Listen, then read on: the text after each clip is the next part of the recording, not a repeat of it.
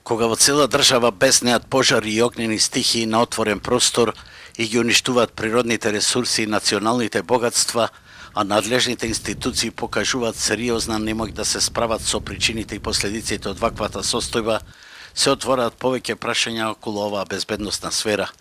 Експертите за противпожарна заштита велат дека причините за овој колапс во територијалната противпожарна заштита започна во 2005 година, кога надлежностите на територијалните противпожарни друштва ги презеде локалната самоуправа. Тогаш започнаа да растат дефицитите во професионални пожарникари, кои сега се 700 помалку од потребните, и дотраената опрема која во просек е стара 35 години, додека доброволните друштва целосно се уништени, а превенцијата изостанува. Превенцијата од пожари, која што секојдневно, пред секоја сезона треба да се изведува и во некој си континуитет, не само во пресет на летната сезона, него во континуитет, на жалост во Македонија не функционира, значи дефинитивно. Едноставно нема град, нема општина каде што може да се констатира дека функционира доброволните противпожарни друштва. Ако Европа се ослонува на доброволните противпожарни друштва во однос на помошта на професионалните пожарникари, на жалост ние тоа го немаме.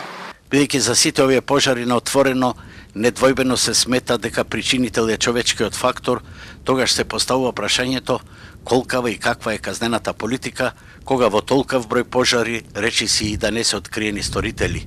Кривичарите велат дека законското решение е добро, во кое може да се изрече и затворска казна до 8 години, меѓутоа затајуваат постапките за негова примена. Проблемот се јавува во примената на тоа законодавство, недостасува едни активни дејствувања од страна на органите за прогон, односно оно што може да се каже дека недостасува е начинот на водење на постапките во една претходна фаза, тоа е полиција и обвинителство до завршување во судот. По она статистика која ни е достапна на овие судски портали, многу е мал бројот на осудителни пресуди или наводени постапки за овие кривични дела. Социолозите детектираат најмалку 4 причини за актуелната појава.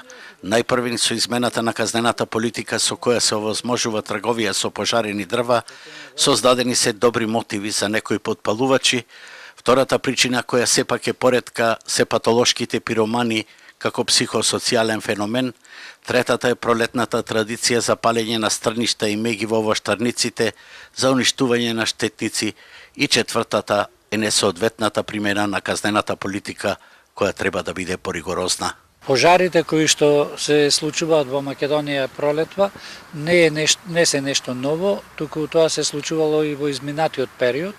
Затоа постојат повеќе причини. Од социолошки аспект гледано можеме да ги групираме во неколку групи причини. Негде отприлика изброј пожари имаме колку што имавме лани за цела година, сега само во првото 3 месеци. Треба да се изедначи подметнувањето пожари со терористичката активност, затоа што ако земите по штетата која што се причинува на една држава како Македонија, навистина последиците се катастрофални.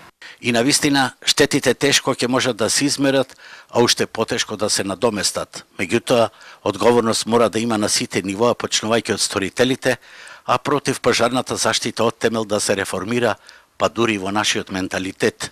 Оти во најголемите метрополи, првите пожарникари седат рамо до рамо со градските татковци, а нашите, заседнати во удобни фотели, немаат време да ги примат ниту на една минута, освен кога ќе стасаат големите пожари.